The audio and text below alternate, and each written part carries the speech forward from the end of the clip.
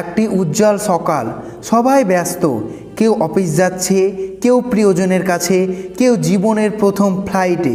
বিমানের গেটের সামনে লাইন। 18 বছরের ছেলে রহিম তার মায়ের হাত ধরে বিমানে উঠছে। মা বলল, বাবা চোখে পড়বে না অনেক দিন, তুই আল্লাহর হেফাজতে থাকিস। এক বৃদ্ধ বাবা উঠলেন, মেয়ের বিয়েতে যাচ্ছেন। হাসি মুখে সবার সাথে গল্প করতে করতে উঠে গেলেন। এক নবদম্পতি নতুন জীবন শুরু করার স্বপ্ন নিয়ে একসাথে বিমানে উঠল। সবাই জানে না আজই তাদের শেষ দিন। বিমান আকাশে উড়ছে, মাটির মানুষগুলো তখনও জানে না ওপর থেকে একদল ফেরেশতা এই বিমানের উপর নজর রাখছে, আল্লাহর আদেশের অপেক্ষায়। হঠাৎ বিকট শব্দ, বিমানের ইঞ্জিনে আগুন, ভিতরে আতঙ্ক। রহিম তার মায়ের হাত শক্ত করে ধরে বলল, মা আমি কি মরে যাব? মা চোখের জল আটকাতে পারল না। এক বৃদ্ধ বাবা জিকির শুরু করলেন। নবদম্পতি একে অপরের দিকে তাকিয়ে চোখের জল ফেলল। পাইলটের কণ্ঠ ভেসে এলো, ইনশাআল্লাহ আমরা চেষ্টা করছি, দোয়া করেন। আরও কিছুক্ষণ পর বিকট আওয়াজ, আগুনের লেলিহান শিখা, মাটি থেকে ভেসে ভেসে ধোঁয়ার কুণ্ডুলি। মানুষ মারা যায়, বিমানের ধ্বংসস্তূপ পড়ে থাকে। এই যে দুর্ঘটনা, এর পিছনে কি শুধু দুর্ঘটনাই ছিল? না, এর পিছনে ছিল আল্লাহর এক গভীর রহস্য।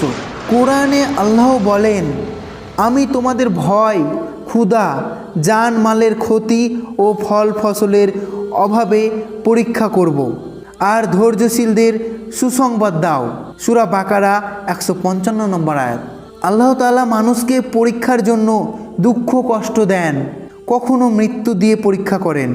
আসমানে তখন আল্লাহ আদেশ দেন, ওই বিমানে কে কে ঈমান নিয়ে মারা যাবে আর কে কে গুনাহের বোঝা নিয়ে যাবে তা লিখে নাও।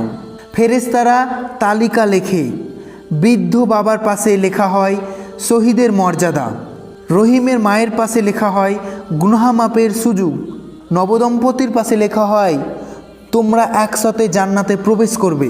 রাসূলুল্লাহ সাল্লাল্লাহু আলাইহি সাল্লাম বলেছেন, যে আগুনে পড়ে ডুবে যায় বা ধ্বংসস্তূপের নিচে চাপা পড়ে সে শহীদ। বুখারী। এরা জান্নাতি, আর বাকিদের জন্যেও আছে রহমত, কারণ আল্লাহ বলেন, আমি নিদর্শন পাঠাই ভয় প্রদর্শনের জন্য। সূরা ইসরা 59 নম্বর আয়াত। এই ঘটনা অন্যদের জন্য শিক্ষা। হয়তো কেউ নামাজে ফিরে আসবে, কেউ তাওবা করবে, কেউ দুনিয়ার মোহ ছেড়ে দেবে। এভাবে এক দুর্ঘটনার পেছনে লুকিয়ে থাকে হাজারো রহস্য।